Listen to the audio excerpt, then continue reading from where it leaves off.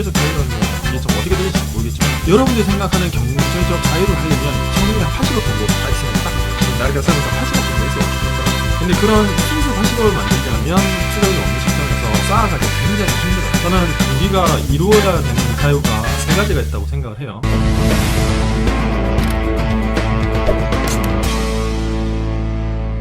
들어오고 계신다. 국장님 사랑합니다 나왔어. 상담을 받아보고 싶다, 전화통화를 하고 싶다 하시는 분은 제 메일 주소 있잖아요. gwh6921로 보내주시면은 또 한번 해드리도록 하겠습니다. 일시적 서울 2주택자입니다. 임대사업자는 필수인가요? 필수인가요? 아니죠. 상황에 따라 다르지. 어떤 상황에 따라 다른가요? 비과세로 매도가 되거나 면적이 너무 크거나 두 개 주택인데 첫 번째 집을 파는데 세금이 많이 안 나올 수 있거나 그리고 그 물건이 어디 있는 거고 몇 년을 소유했느냐에 따라서 다 다르지 않을까요? 물어보시려면은 제가 말씀드렸지만은 제 메일로 이렇게 보내주셔야지 천천히 보고 얘기 드릴 수 있긴 하거든요. 주택 2주택자 3주택자가 경매하셔서 주택이 추가되면은 양도세는 각오해야 돼요. 비과세로 2주택을 했는데 비과세로 팔지 못하고 3주택이 되면 양도소득세는 당연히 감당해야죠. 그래도 대금 낼 수 있으면 행복한 거지. 뭐가 고민이에요. 돈 내면 되지. 양도소득세 낼 게 없는 게 슬픈 거지 뭐. 저희 첫 번째 고민 한번 얘기해 볼게요. 족장TV를 보며 미래를 꿈꾸는 22세 군인입니다. 전역을 하고 돈을 모으며 경매를 준비하려고 합니다. 경매를 시작하지도 않아서 너무 이른 지문이라고 생각할지 모르겠지만 경매 투자를 처음 할 때 상가부터 해야 할지 1가구 2주택 시스템을 먼저 맞추어서 하는 방향을 갈지에 대해서 궁금합니다. 우리 구독자분께서 굉장히 잘 보신 분이야. 이거는 꼭 열심히 보신 분이야. 요즘 보면은 젊으신 분이 되게 많아요. 우리 모임에도 있잖아요. 23살. 그 젊은 나이에. 그러니까 뭐부터 하면 좋을까요? 일단은 만약에 22세 군인 같으면 4주택이 되면 취득세 4% 중과가 되니까 세대 분류를 하고 있더라도 주택이 세 채 있으면 중과가 되고 취득세 중과에 대해서 잘 모르시는 분들이 많더라고요. 저도 이번에 잘 몰랐는데 확실히 알긴 했거든요. 예를 들어서 제가 지금 22세 군인이에요. 그런데 아버지가 집을 세 채를 가지고 있는 거예요. 근데 이분께서 집을 또 한 채 더 매입을 하잖아요. 이 네 번째 주택에서 중과가 됩니다. 세대 분리라고 해서 따로 있다 하더라도 30세 이하인 사람은 네 번째 주택을 아버지께서 가지고 있거나 어머니께서 가지고 있다 그러면은 이 네 번째 주택부터는 중과가 돼요. 그러니까 여러분들 이거에 대해서는 꼭 알고 투자를 하셔야 됩니다. 그래서 아버지가 몇 채 있는지 물어봐야 돼요. 아버지 우리 집 몇 채 있습니까? 그래도 남만님이 아버지가 세 채면 살살해도 될 듯. 이미 세 채 있으면 집안이 이게 투자 집안이야. 근데 아버지도 모르는 주택이 있단 말이에요. 증여 받았던 것도 있을 수 있고 지분주택 같은 경우도 그렇고. 초보들이 실수하는 게 뭐냐면 공투를 한다고 해서 3명이서 아파트나 빌라 같은 거 공투로 받는 경우 있거든요. 그러면 지불인데 1주택으로 잡혀버려요.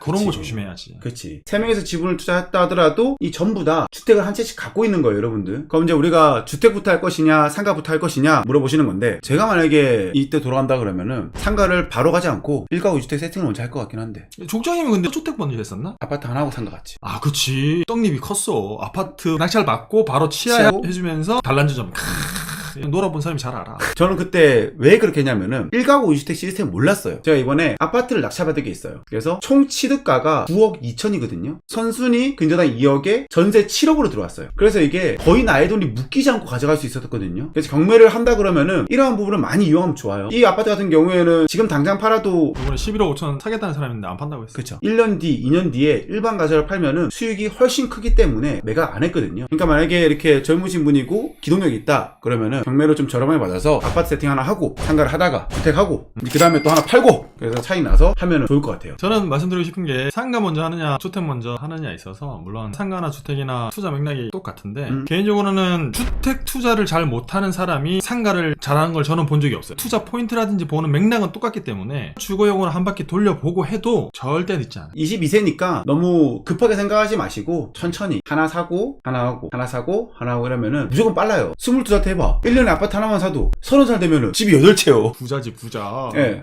저는 부월동에서 장사를 하고 있습니다. 억소로 나는 매출도 올려보았고 보증금도 날려보았어요. 8번 넘는 창업. 우와. 자기도 마셨대. 착하네. 사기 맞았다는 건 일단 사람이 착한 거야. 남은 것은 노년동에 2억가량의 신혼집과 6천만 원의 빚이 있다. 4월부터는 인터넷 통신 판매업, 아기 화장품이랑 바일러 마케팅으로 해서 자리를 잡았다. 대단하신 분이에요. 사업선이 정말 뛰어나신 분이에요. 신혼집을 2월 말에 매도하게 되었고 1억 5천 정도의 투자금이 생기셨다. 1,000만 원 적금에도 10년에 12억이다. 아파트에서 못 산다. 그럼요.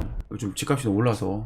전에 영상에도 언급하신 것처럼 청약시장이 분양받자마자 억소년 수익이면 맞아요. 청약도 요즘에 좋아요. 1억 5천의 자금으로 먼저 송도 힐스테이트 스카이를 청약할 할까 하고 있는데 족장님도 한대요. 족장님도 힐스틸 저거 하겠다고 아주 그냥. 오케이 고민 해결. 경쟁자였네. 경쟁자. 현재 시장이 어디로 흘러가는지 모르는 상황에서 몇천 벌자고 청량을 넣는 것이 옳을지 아니면 당첨만 된다면 들어가는 게 좋을 거지. 소재 말씀드린 이기는 투자를 하려면 정확한 시세 파악 후 계획을 잡아야 진행하는 게 맞는지, 또 첫 투자 물건에서 어떤 물건을 어떻게 시작하는 것이 좋을지와 어떤 물건을 피하는 게 좋을지 알려주신다면 어떻게 생각하세요? 요즘에 분야권이 워낙 핫하니까 당연히 넣어볼만 하겠죠. 그래서 송도는 뭐 당첨만 되면 무조건 뭐 돈 벌겠지. 지금 청약은 당연히 넣는 거고. 제 생각도 그래요. 처음에 일단은 청약은 넣는 건 맞아요. 그냥 넣으신 다음에 당첨되면은 그때 생각하셔도 돼요. 막 하시면 될 것 같아요. 네, 2주차. 이게 솔직히 청도 같은 경우에는 정말 대면 로또라 생각하거든요. 제 주변에도 이 송도 더 힐스카에 가고 싶어서 지금 줄 선분들 많아요. 대표적으로 저희 팔코님이 들어오고 싶다고 했거든요. 그거 당첨되시면 저한테 연락 주세요. 제가 살 테니까. 그러니까는 여러분들께서도 당첨되면 연락하세요. 자, 다음은 경매 안 좋은 선입견을 족장을 통해서 깨트리고 새로운 인생을 찾고자 하는 50대 직장맘, 30대 중반에 전재산과 부모재산, 친척재산까지 전부 다 경매를 날렸대요. 이렇게 하시면은 경매하기 쉽지 않아요. 안 좋은 트라우마가 있어서. 그런데 우연히 족장님의 유튜브를 보고 유튜브가 모두 사실일 것 같다는 진실함을 느꼈습니다. 네, 저의 유튜브는 사실입니다. 거짓말하지 않습니다. 그리고 행보지대 가입하고 지금 경매 관련 책을 보면서 기초를 쌓고 있습니다. 그쵸? 기초를 쌓기 위해서 제일 좋은 책이 이건데. 야, 왜 그래 하노? 형 이렇게 해봐, 이렇게 해봐. 부끄럽게 왜 하노? 이분이야. 정작 경매를 경험해보고 싶다는 생각이 열기가 생기고 3개월이 지났습니다. 급기야는 직장을 옮기겠다는 생각에 요즘은 서울 쪽 근무지를 알아보고 계신다. 경매 초본 다 이런 건가요? 시작도 안 했는데 지금 제 고민 현상이 정상적인 것인지, 자본금이 1억 있다면 경매를 성공하려면 몇 년 정도 경매해야 되는지, 이럴 때 어떻게 접근하면 좋을까요? 나이가 50이든 30이든 이거는 별로 중요하지는 않은 것 같아요. 왜냐면 우리가 희대의 수명을 요즘에는 80 이렇게 보니까 그렇게 따지면은 50에서 80세까지도 할 수 있는 거고, 경매가 좋은 게 저는 정말 기억나는 게 예전에 우리 서울에 어디였지? 여기에 붙어있던 빌라 통째로 나온 거 임장 갔었잖아. 그날 임장을 딱 하는데 신기했던 게 정말 나이 드신 분이 임장을 하고 있더라고. 그때 또 한번 느꼈지. 경매는 진짜 문지방을 너무 힘만 있으면 끝까지 할 수 있거든. 나이 들어도 재밌게 할 수 있는 일이 있다는 게. 유로풍님도 똑같은 얘기 했잖아요. 그런데 저는 이상하게도 매든 뭐 이런 거 하면 재미있었던 거. 10이지만 30년의 시간이 있기 때문에 시기가 늦다거나 이런 건 아닌 것 같아요. 1억 가지고 500 정도 세팅하려면 얼마나 걸릴까요? 이게 일반인 기준으로 얘기를 하니까 좀 어렵다. 그렇죠. 이게 일반인 기준으로 얘기하기 어려운 거예요. 1억으로 한 방에 500을 세팅하려면 진짜 특수 물건이든지 이런 걸 좀 해야 될 건데. 그러긴 힘들어요. 쉬운 물건 하셔야 되고, 이걸 보면서도 느낀 거는 지금 집이 있는지 없는지 모르겠지만은 아까 처음 22세까지 똑같이 생각을 해요. 하나하나 더 비가 세팅을 하시면서 종잣돈을 굴리는 게 맞는 것 같고요. 투자를 하고 나서 돈이 들어오는 경우도 있어요. 그러면서 중간에 수익이 있다 그러면은 상가를 낙찰받고 매입하는. 상가 같은 경우에도 우리가 1년 동안 10개 받아라 하면 못하지만은 1개, 2개 이렇게는 좋은 물건이 분명 나오거든요. 이렇게 투자금을 늘려가는 방법이 어떻게 보면 맞지 않을까 싶은 생각이 들어요. 맞습니다. 훌륭하신 말씀이십니다. 그래요.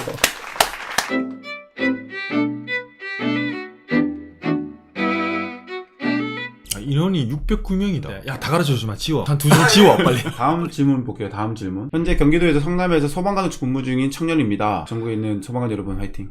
현재 직장은 공무원이기에 분양권 공부 중에 있습니다. 경제적 자유를 이루기 위해서 부동산 경매에 뛰어들고 싶습니다. 부동산 경매를 마음 먹으면서 직장에 소리 질까봐 그걸 걱정하지만 이것도 핑계인 것 같습니다. 조장님께서 제가 마음을 다잡을 수 있도록 쓴소리 부탁드려요. 쓴소리를 내가 또 기가 막혀.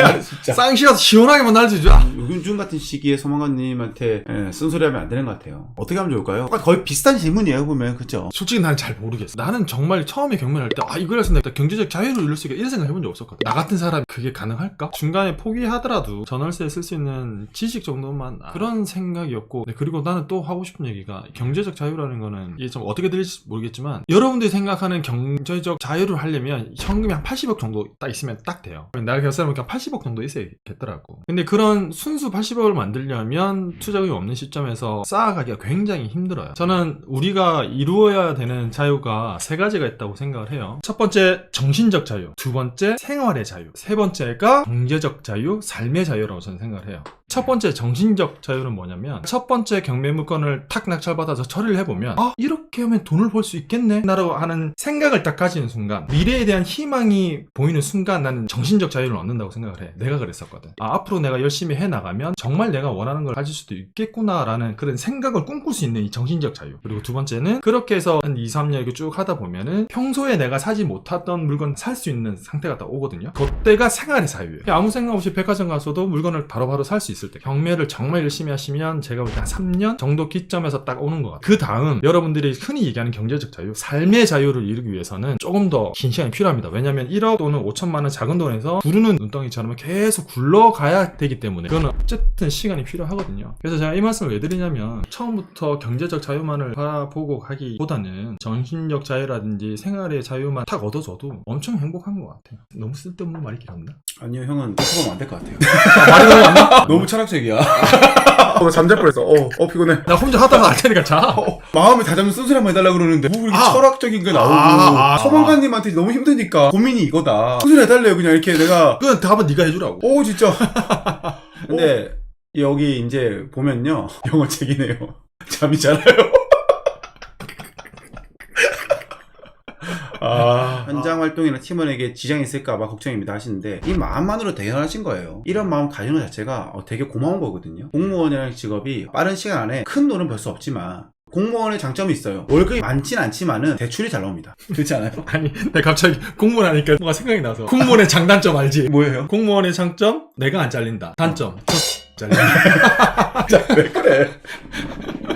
쓴소리 안 하셔도 될 것 같아요. 너무 잘하고 계신 거예요. 부동산자는 공부는 그냥 평생 동안 하는 걸 생각하시고 나서 꾸준하시면 됩니다. 잘하고 계시니까는 소방관 여러분 파이팅입니다. 나는 그런 생각을 하고 이게 재밌어지면 직장에서 취미생활 하듯이 부동산을 할 수 있어요. 직장생활 하면서 취미생활을 한 단순히 부동산을 할 뿐이야. 여러분 뭐 테니스 치거나 엄청 힘들면 직장에 피해 안 끼치나 마찬가지지 뭐. 그렇게 생각하면 좋지 않을까. 잘하고 계신 것 같아요.